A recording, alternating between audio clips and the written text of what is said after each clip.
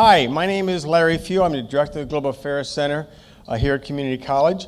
And we have a great program for you today. According to the Department of Homeland Security, our daily life, economic vitality, and national security depends on a stable, safe, and resilient cyberspace. Cyberspace and its underlying infrastructure are vulnerable to a range of risks.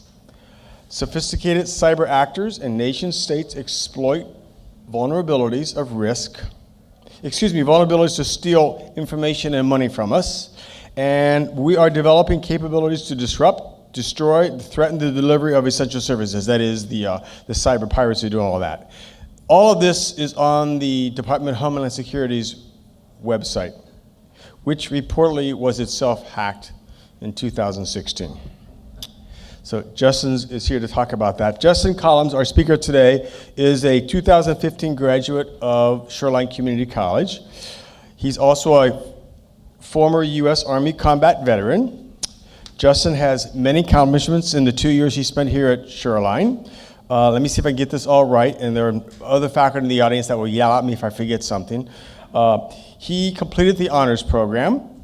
He was recipient of a merit scholarship from the foundation, from the SEC Foundation in 2014-2015. He was a peer mentor in the Veterans Center. He was a student representative for student government in various committees around campus. He received a Gilman Scholarship for study abroad in South Africa, and he earned a Student Service Award. If I'm forgetting anything, I'm sure that he will amend it during his presentation. Justin is currently a student at the Henry M. Jackson School of International Studies, which focuses on cybersecurity policy and nuclear security policy. He's president of the University of Washington's Institute of Nuclear Materials Management, professional chapter, student chapter. He was part of a group of policy fellows tasked to complete a cybersecurity project for the Microsoft Trustworthy Computing Group, and I'll be talking more about that in his presentation. In 2017, earlier this year, he took part in a Jackson School task force in Rome called the Challenges to European Unity, and he focused on transatlantic norms for cybersecurity policy. So you can find more details about these and other aspects of Justin's career so far on the GAC website. Let me just mention a couple of housekeeping chores before I turn the microphone over to Justin. The emergency exits are in the back and they're on the sides of the room. We are recording this event for later use in the classroom, and so we ask during the question and answer part of the program, if you have a question to ask of him, if you just raise your hand and we will come racing to you with a microphone, because the mics are key to picking this up in the video. Before you leave, please take a moment and give us some feedback on the survey that is on your chair next to the program. And now, please join me in welcoming Justin Collins. So, can you turn it down a little bit? I have a really loud voice. How's it going? So as you know, I was a student at Shoreline Community College. I just want to let you know that this presentation is going to take two parts. One, I was a student here. I am going to talk about the cybersecurity stuff, but I'm also going to tell it in somewhat of a story format because I was one of the students that showed up to this college that didn't really know what I was doing, and then here's all my accomplishments. I had no clue I was going to be doing cybersecurity, and now here I am doing cybersecurity. So the way that I'm telling this is a way that kind of what decisions did I make at some critical points, and then also so you guys can ask questions of me, what happened at a certain point and other questions. Also, another thing too, despite my research into cybersecurity, I am not a cybersecurity expert. I've done a few cybersecurity projects. I know a little bit about a lot of those projects. However, I don't get into the nuts and bolts of like information technology. I'm talking at very high level of cybersecurity policy, and I'm also not an expert at that. But I do know some Is anybody here, how many of you are focusing on cyber, interested in cyber? Okay, good. So, anyways, so this is what I'm going to cover. I'm going to talk about at first, how did I get to cybersecurity, going from Shoreline Community College and then showing up at UW. I didn't know what I wanted to do at many aspects. So how did I end up deciding nuclear policy, and then how did nuclear policy end up turning into cybersecurity? And then I'll go over to the core of what I'll talk about. How did I end up doing the task force Rome, Italy? And then my big project is the Microsoft, the cybersecurity project I did directly for Microsoft. I am also International Policy Institute Cybersecurity Fellow. I won't talk too much about that because the research is still in progress, and it's kind of like on the back burner right now. But I am scheduled to do some research for the International Policy Institute. All of that led to my current internship at the Microsoft AS Solutions, which is an intelligence group that we do intelligence analysis for the executive protection of Microsoft's executives, all the way from their presidents and CEOs all the way down. And then we'll finish up with some takeaways and questions. So there I am at Shoreline Community College. Like I said, I'm a veteran. I showed up here. I did not know what I wanted to do. I kind of quickly fell into the international studies because of my background as a veteran. I was very interested in it.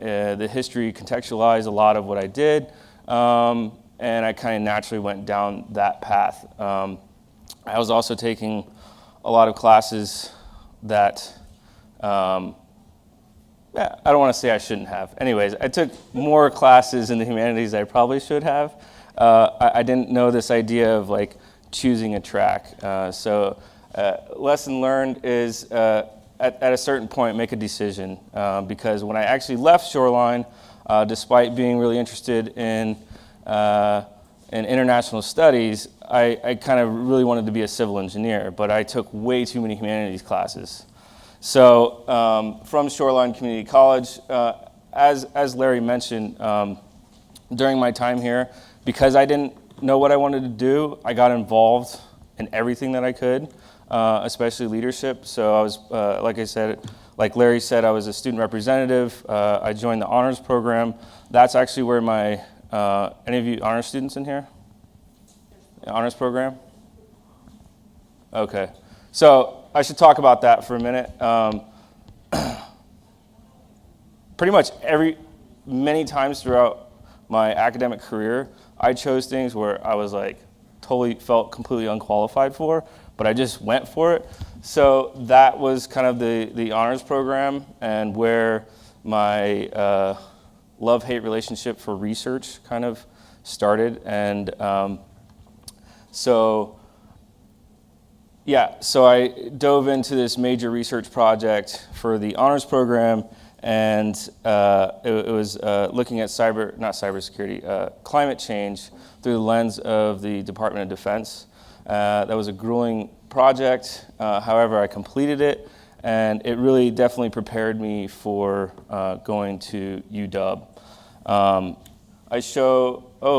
Hold on, this is out of order. No, it's not really out of order. Anyways, I'm not going to jump to that. I'm going to talk about going to UW real fast. Anyways, this is a competitive fear Italy. I'll get to that in a minute. So I showed up to UW anyways, again, not knowing what I wanted to do. My advisor, who's a great advisor, his name is Wolf. He's from Germany. He said, you should take this class. And it was a nuclear proliferation class. It was probably the hardest class that I could have ever chosen. You have to do a group project, then you have to do a case study, and you have to do a 20-page research paper. And the standards are much higher than at Shoreline here. I mean, the standards are high here, but they raise the standards at the university level. So I got into nuclear. I realized that I really liked nuclear policy. I had no clue about nuclear before I did that. Next thing you know, I took all 3 of the nuclear policy classes at the University of Washington. Throughout that time in those nuclear classes, cyber came up constantly because the question always comes up, what happens if there's a cyber attack? Are you looking at this from a cyber point of view? So you can look at it from a very strategic point of view. You look at theories of deterrence, you look at theories, or you look at non-proliferation, you can talk about treaties, but then there's also the cyber aspect. So that continued to come up. After those 3 classes, I was involved in a group called the Institute of Nuclear Materials Management, and by the end of those 3 classes, they were looking for some leadership positions, and I ended up becoming the president. Fast forward to about a year and a half today, just this last week, I stepped down from that position. Anyways, so that's where the interest of cyber came from. I took these classes, didn't know I was getting, I had no clue about nuclear. While I'm in them, cyber continues to come up. So another thing too is there was an opportunity to apply for the task force. Are any of you familiar with the task force at Jackson School International Studies? No. So the task force is a senior project that you have to do. You're with a group of students. It's a large group project, and you have to pick a policy topic, and then you'll have an advisor, and then you also have someone who evaluates that. So, for example, for us, we had 2 advisors. We had Professor Lorenz, who was a former Marine, and then you also had Professor Wall, who was a former Foreign Service officer. Both these guys had expertise in Europe. So they were our advisors, and then the ambassador, Kyle Scott, to Serbia, he was our evaluator, and he evaluated, and we collectively wrote a 150-page research report, and then we also had to present it to him. So this is Rome, Italy. I applied and competitively was chosen one of 20 students, and we got to go to Rome, Italy. It was the very first full-on study abroad that the Jackson School has done since they've been doing it since the 1980s. And there was different aspects, different areas of the, there was different aspects that was focused. There, some groups focused on migration, some folks focused on politics, on the economics, then there was the security. Because I have a security background, I chose the security, and then because of my interest in the nuclear and cyber coming up, I chose to write on cyber. So this is our group. Part of that project is we got to visit the NATO Defense College. There I am in the back. So we got to go to some lectures with some NATO Defense College officers. They gave us, this is in January 2017, and this was the big time between Russia and the information warfare that was going on, the elections. So there was a lot of discussion about that. So I chose to do cyber. This is the research that I did. It's very general, high-level stuff. However,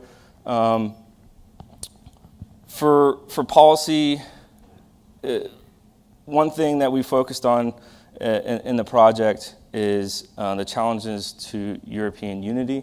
And so when you look at it from these projects, it's very, what can my government do with your governments? And you look at it kind of from a very diplomatic point of view. So the way that I looked at the policy was, if some of you may or may not know, but cyber does not have international norms for example, the rules of war, the laws of war and human rights. So in my research project, Europe has their own policy for cyber, and then the NATO's Defense Center, which I'll talk about in a second, Center of Excellence, they have their own policy, and then the United States has their own policy. So in my paper, I wrote about how there needs to be some sort of cohesion between these. So this one large aspect to working towards those norms in the policy is the Cyber Defense Center, the NATO Cooperative Cyber Defense Center of Excellence. They probably have the most robust and thorough manual on applying cybersecurity within the rules within international law. However, they focus on they focus on cyber attacks. So how can cyber attacks, where does that fall into international law? So the NATO Cyber Defense Center of Excellence, they have done an excellent job of seeing where that goes. But there's an issue with that because it's, for example, the Sony pictures. Are you guys familiar with the Sony pictures? Yeah. So that doesn't fall into the rules of war.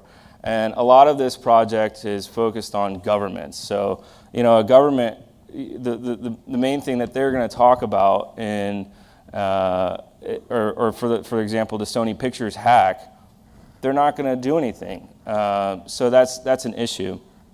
And you can only really talk about, for example, our government saying, well, let's go do some training together, or let's go do this. It doesn't get into the nuts and bolts of what we do on a daily basis. So that's actually leads to my second project. I think it's important to say that the Geneva Convention, so cyber, we've been around, 1994 around-ish, actually the early 90s, Windows, something like that. Anyways, so war has been around for quite some time. The first Geneva Convention was in 1864. So there's all these, from 1864 all the way until 1949 to the fourth Geneva Convention, it took that long to come up with all these different rules for the way that war should work. Well, as you know, there's tons of cyber attacks that go on daily for the United States, and it's really increasing big time. So that kind of leads to my Microsoft project. We don't have that for cyber. Let me backtrack a little bit. So after my project in Rome, and we published our report, I was actually traveling through Prague, and I got an email, and it was like, can you apply for, or it was this applied research project. I had no clue what it was, and I stopped traveling, and I just applied for this applied research project. It was competitive. So I had to write this whole blurb and this application, and then when I got back, I got asked to come in for an interview. So then I went in for an interview, and out of that interview, I was selected one of 8 to be part of this applied research project for Microsoft. Microsoft, in conjunction with the Jackson School, they asked the RAND Corporation. Are any of you familiar with the RAND Corporation? So they asked the RAND Corporation and the Jackson School to do the same project to see what they could come up with. And that project was, there's a lot of terms to define here. It was to design or come up with an attribution organization that's strictly in the private industry. Anybody know what attribution is? All right. So attribution is, for example, if you fire a missile at me, right? Because it's kinetic, because it's a missile, I know where it comes from, and I have all the technology. So the same thing applies to cyber. However, it's much more difficult with the technology to be able to tell where that cyber attack comes from. So let's see here. So Microsoft wants to build a Digital Geneva Convention, similar to the Geneva Convention for war. However, they're strictly at the private level and not at the government level. They want to keep government out of it as much as possible. These are the 6 points that they want to focus on. However, here's 3 main points, and I'll just read them off quickly, that Microsoft focuses on. Nation states should agree to refrain from cyber attacks, and the industry should sign what a company calls a tech accord. And then the third one, which is the most important, and this is what we had to work on, and it was a neutral, non-governmental organization would investigate attacks and attribute them to perpetrators. And the idea behind this is that if you get enough private companies around the world all working together to attribute cyber attacks, and I think the key part is nation states. We're not talking about terrorists here. We're not talking about individual lone actors. We're talking about major nation states. For example, the 2 largest ones are Russia and China. So if you get all these companies on board, then the idea is that you build a trust within this organization, and you actually minimize, and there's some sort of level of transparency, and you're keeping, and you're building trust in the internet overall, and the internet is safer in the long run. However, that is extremely difficult when you have private companies that they all have bottom lines, they all have their own rules, and now you're proposing this new organization that says now you have to abide by these rules. And then not only that, there's the idea of, in the United States, there's a large separation between the government and the private industry for the most part.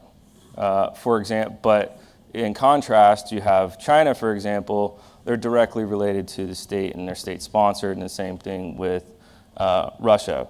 So our goal was, with this research project, was to investigate different organizations and investigative processes. Investigative processes, for example, would be the investigation into the Mumbai attacks in 2008. I think it was 26/11, 2008. So you look at those investigation processes, and do they have different processes, or do they have processes that can translate to the way that an attribution for a cyber attack works? And can those translate and be applied to this organization? So they gave us 6 organizations and investigative processes. We ended up doing 22 in total. And from that, we came up with 6 different best practices. And then we designed our attribution organization, and we presented that to the vice president of the Microsoft Trustworthy Computing Group. And then we also published it in conjunction with the RAND Corporation. So both of them, and they've actually taken our project and applied some of the ideas that we brought forward. Most of it was RAND, but one significant thing that we proposed was that there would be an external peer review committee that was made up from experts around the world, and that way you're geographically representing different countries in this project for the Digital Geneva Convention, and then they'll be able to take that and review, because if you don't know, in most cases, or you guys, well, I'll just tell you that there's the you have Kaspersky, you have Symantec, you have these different companies that are not government related. They're third-party companies that other companies pay. They pay these companies for doing investigations into where the cyber attacks come from. There's also not a lot of trust in them. So that the idea would be that this peer review committee would enhance and advocate for transparency, And not only would they do the peer review for its own investigations, they would possibly be an expert panel, for example, for these other companies. So they included that into a paper that they're writing. Yeah, so that was our project. There's many different aspects to cyber at the policy level. I think some of the very interesting things was the group that we worked with at Microsoft. They're very much into the strategy of how can cyber, how do we get people to buy into this and make the internet a safer place in general. So that there's a lot of strategy that goes into it. There's a lot of liability. For example, the Equifax, the most recent Equifax attack. So if you want to be a lawyer, there's a large market to be a cyber lawyer, because you could really start suing the crap out of people for not securing their services. For example, Equifax, it's a lot of people's money. And then there's also the IT part. I'm interested in maybe doing a little bit of both. Anyways, how much time do we have? Have I breezed through this? Okay, cool. Good. Good timing. Okay, cool. So yeah, I could talk about that project a lot more. However, that project led to my most recent internship. So the AS Solutions, they actually have done a couple security panels there are a couple panels at the University of Washington. I met most of the people on those panels, told them I was a veteran and kind of introduced myself. There was a couple years in a row. And then they actually emailed directly to Jessica Baer, who was my advisor for the Microsoft project, and she sent an email to us. I immediately applied for the job and was able to land the job based on my what I've done in school, and then also being part of that cybersecurity project. So now I work for AS Solutions, and I'm currently doing very rudimentary stuff. It's data entry. We're designing a world calendar. So, for example, we've backdated years of intelligence reports. That these intelligence reports are for the executive protection that's on the ground globally, and so we're breaking these intelligence reports down and putting them into much more into a broken down form, and then later on we're going to use that for artificial intelligence to be able to do mapping and various other things to be able to give the executive protection on the ground immediate feedback, and then also a much more contextualized picture of their security environment. So however, that's not all they do. They also do some, for example, the IT department, information technology department. They are very focused on the nuts and bolts, but there's tons of cyber attacks that go on. So one thing that they help out with is the geopolitical situation for cyber attacks. So, for example, the cyber defense, going back to the Cyber Defense Center of Excellence, the reason that Cyber Defense Center of Excellence in Tallinn, Estonia of all places, in this very small country in the Baltics, and the reason that was formed because in 2007, Estonia was very much leaning towards the West, and I think they may or may not have just become a NATO member, but the important piece is that they were taking down some Russian statues, and Russia was very much involved with that country, and then there was some political movements that was moving away from leaning towards Russia. So Russia actually did a cyber attack on their entire country. They attacked all of their communications and tried to shut it down. Luckily, some Western countries, Germany, United States, and a few others, came to their aid and were able to bring their systems back up. But it was kind of a big wake-up call because Russia was right on their border. So that's a perfect example, and actually a classic example of what Russia does all over, hence the United States. And so right after that, they designed the Cooperative Cyber Defense Center of excellence. So that is an example where you take, you can look at elections, you look at various different aspects of why maybe a cyber attack based upon the geopolitical, and that is very much related to the research and the things that I've done at the Jackson School of International Studies and my international studies focus here at Shoreline. So that's a very small snippet of my story and where some different avenues of where cybersecurity can take you. And I think that's it. Anybody got questions?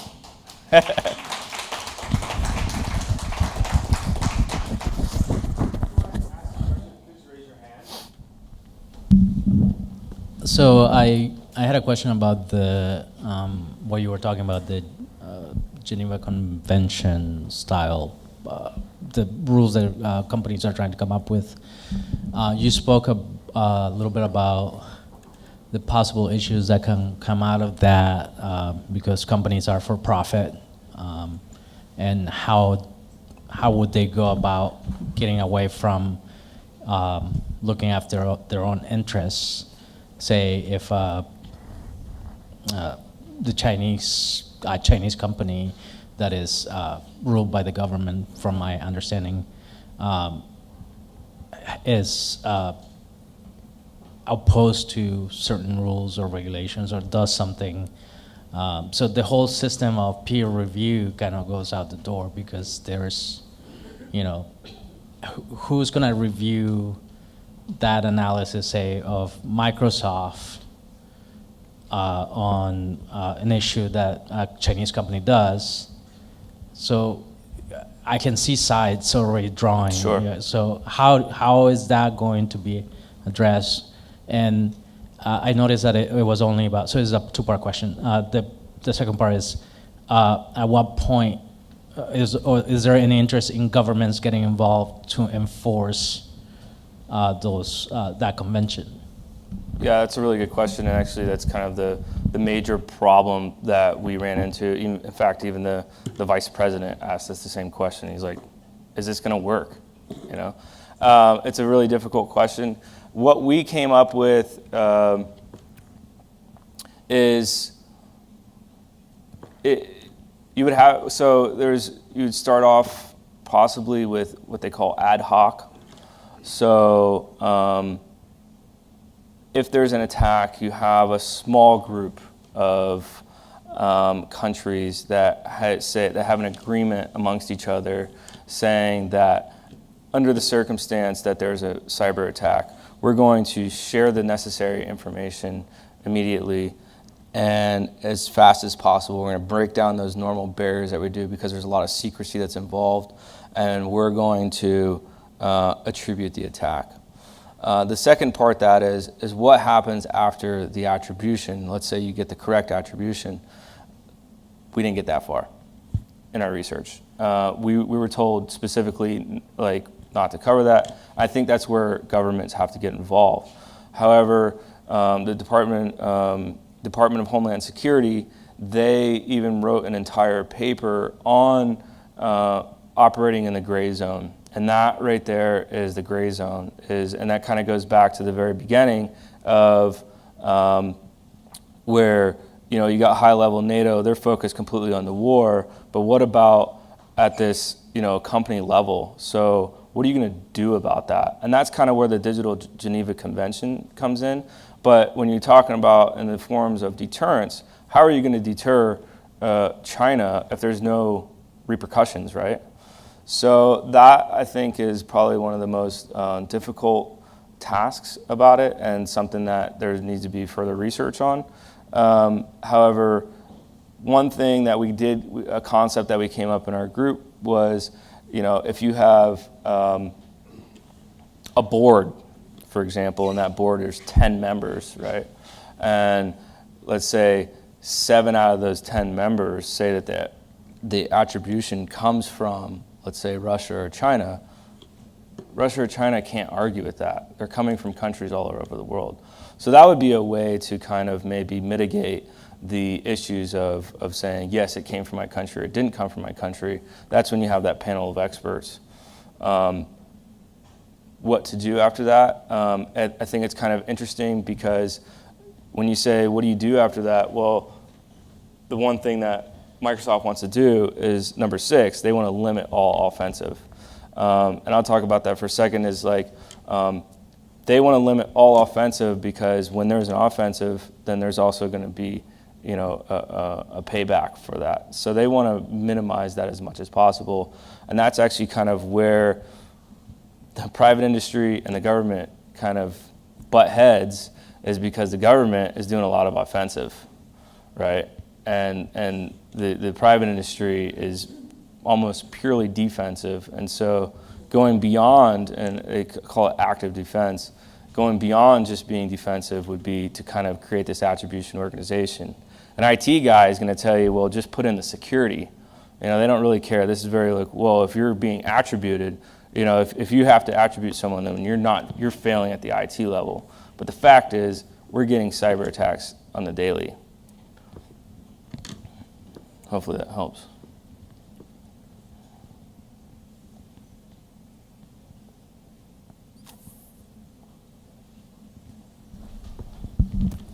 This is a two-part question. First, about the limited offense operation, what you just were talking about reminds me of nuclear deterrence and mutually assured destruction. So the way you deter nuclear attacks is that the other party knows if they launch an attack, they are sure to be destroyed by a counterattack.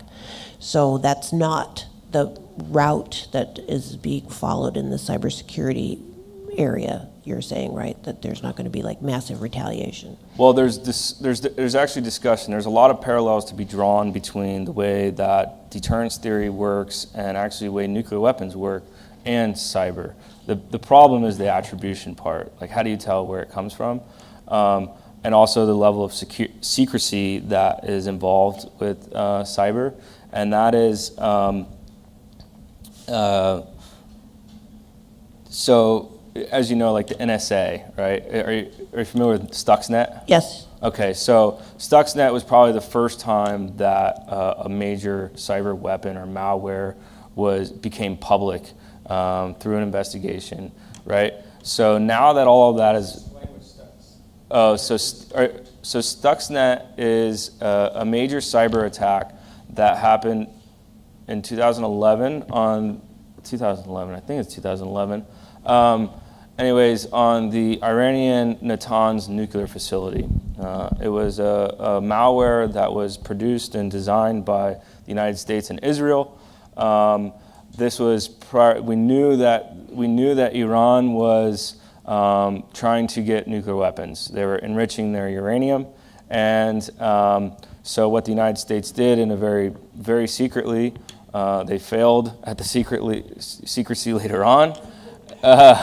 But they ended up designing a malware that could go into their centrifuges into Iran, and what they would do is they would control the system so that it was actually breaking these centrifuges, so they could no longer enrich the uranium to get the nuclear materials necessary to build the weapons. It was actually a brilliant design. However, Israel kind of screwed it up, and they wanted to speed up the process. They stole the malware, rewrote the malware, and after that happened, then there was, I think the malware leaked, and they sped up the process too fast, and the Iranians found out. And it's pretty, anyways, yeah. And for the level of damage that they wanted to do, wasn't that much. It was only like 1,000 or 2,000 centrifuges. They had 25,000 centrifuges.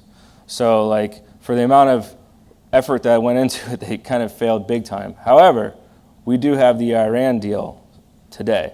So what is to say that didn't lead to that Iran deal? Going back to the malware question, now that these malware or cyber weapons have been exposed, there is talk to have a treaty, like an arms control treaty, for governments to disclose what are their weapons, and then to be transparent, much like the way that Russia and the United States was in the bilateral agreements of the arms control, to say, hey, these are my weapons, and then you start coming up with rules of when and how you can use those weapons. Is it going to happen anytime soon? I don't think so. And my second question is, what are you planning to do after graduation from the UW? Well, so I'm doing some very redundant data entry, but it's a very lucrative job at Microsoft. Yeah. It was a job that really interested me because the intelligence report writing is very similar to policy memos or report writing in international studies. So, and then it's there's a lot of veterans there, given I'm a veteran, and it's kind of security based. So it kind of fits my background. It seems like it fits my background. I'll find out more once this project is done, and maybe I can do a little bit more, whether or not I get hired. Other options, because I have quite a bit of background in nuclear, it's a possibility I could go and apply at one of the national labs, the nuclear national labs. Well, they're not all nuclear, but national labs in the United States, working on non-proliferation and nuclear policy, maybe even cyber stuff as well. So, yeah.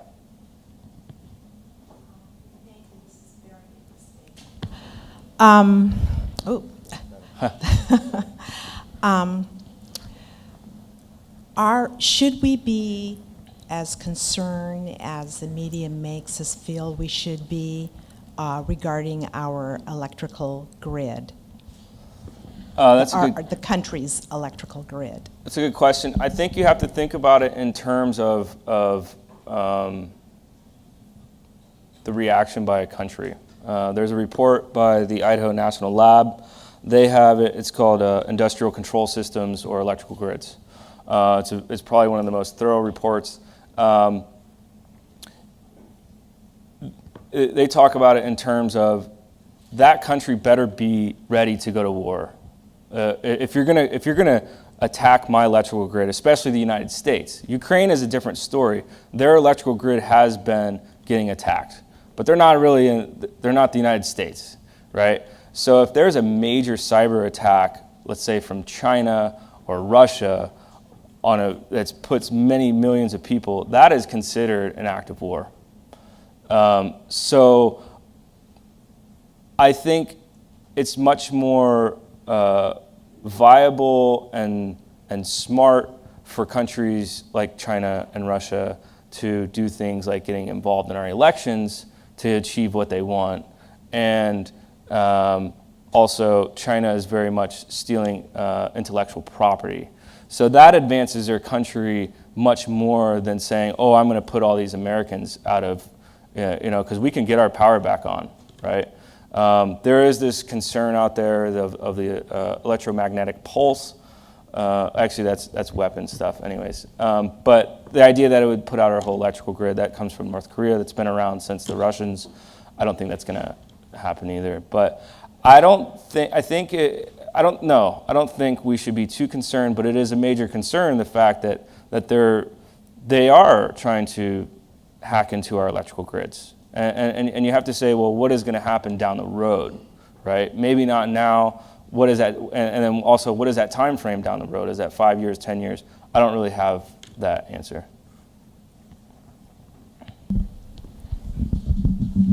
Yeah, thank you for the presentation. It's very interesting and thought-provoking.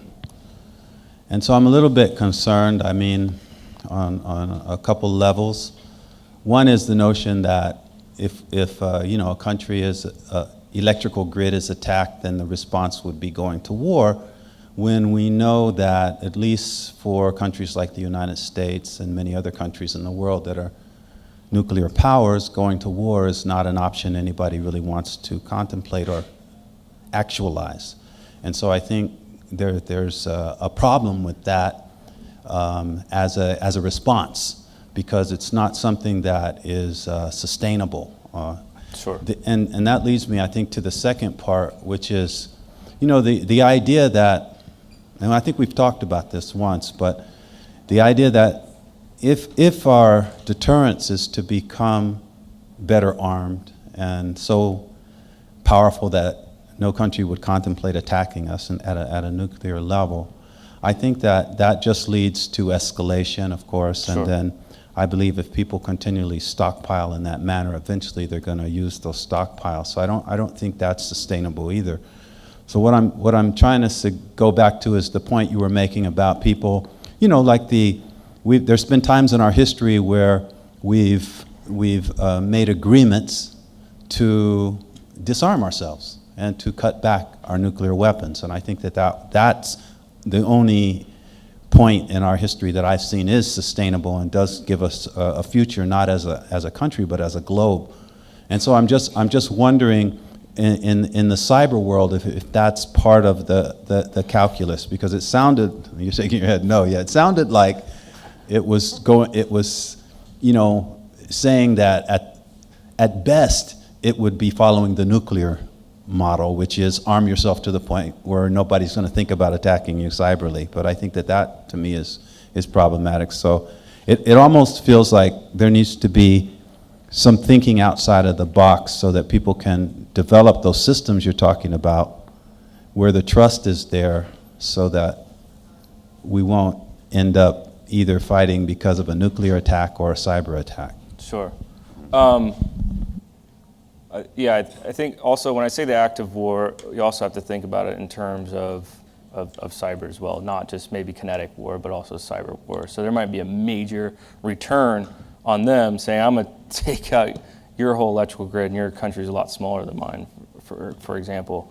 Also, the difference between cyber and nuclear, there was a lot of transparency between nuclear. You can see it. Between Russia and the United States, they had agreements and we still have those agreements. You can fly, that's why Russia flies bombers over our country still, and we do it vice versa. So you can see for the most part, you can see what they're doing. We used to have people go in, and there would be inspections, and there still is inspections with the IAEA, which is the International Atomic Energy Agency, where they go into countries and they check on that country's facilities, nuclear facilities. You don't have that in cyber because a lot of that information is like super sensitive. A lot of it is invisible, So I think one thing that I left out that I've realized just, in a very short period of time that I've done these research projects, cyber literacy and I'm also guilty of this, or the cybersecurity at the individual level is, I think, probably should be the utmost top priority.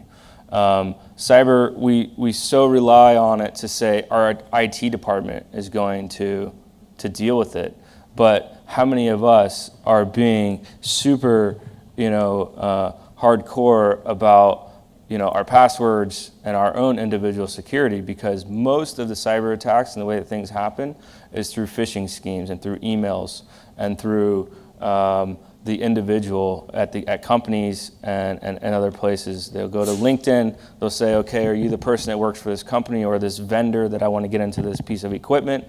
And then they go in, they start sending that person emails, fake emails, they open that up, it's a malware. Now they have that person's information. Now they have some access codes to get into that company. Now they get into that company and they start diving into that company. So I think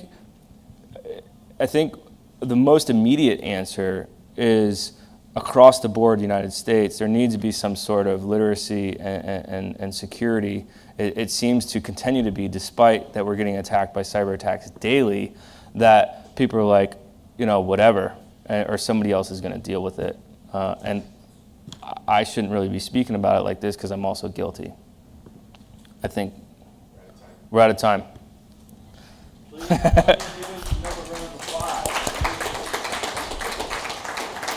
Thanks so much for inviting me out. If you have any questions about whatever, you can No talk to time me for afterwards. questions. Afterwards. I want to give a couple of shout outs before you leave the room. I see, and the last question was asked by Dr. Johnson in the back of the room, and he's the person who led the study abroad program to South Africa. And I think it's gone a couple of times, and I don't know if there's any plans to do it again, but he's the person to grab before he leaves the room if you're interested in. Summer school, yeah. Study abroad to South Africa, 4 weeks right after summer school. I highly recommend it. Go. Okay. Went on it. It was great. You can go up to International Studies Office and get applications. I also, for me, contact me at E. Johnson, Shoreline.edu, Johnson. Okay. And if anybody would like more information about the honors program, of which Justin was a part of, the faculty member in the back of the room, she's gone now, but Brooke Zimmers is the faculty director of that program, and please let me know. Or you can ask Amy, our dean of social sciences, right here.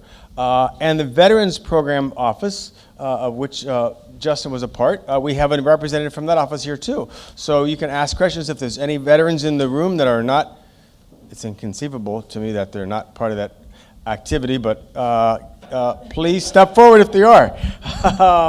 If you'd like more information about this subject, you can go to the library. Holds a number of learning guides, and there's under the learning guide under research, you can go to the learning guide for the GAC and find out more information about this particular topic there. Support for the program is provided by the Center for Global Studies at the Jackson School at the University of Washington. Any students who have a paper they need to have signed for extra credit, I'm the person that you need to come see at the end of the program. And please fill out the feedback form, if you could, before you leave the room. In fact, anybody who needs a signature, we will not give you a signature before you complete the feedback form. But thank you very much for being here today, all of you.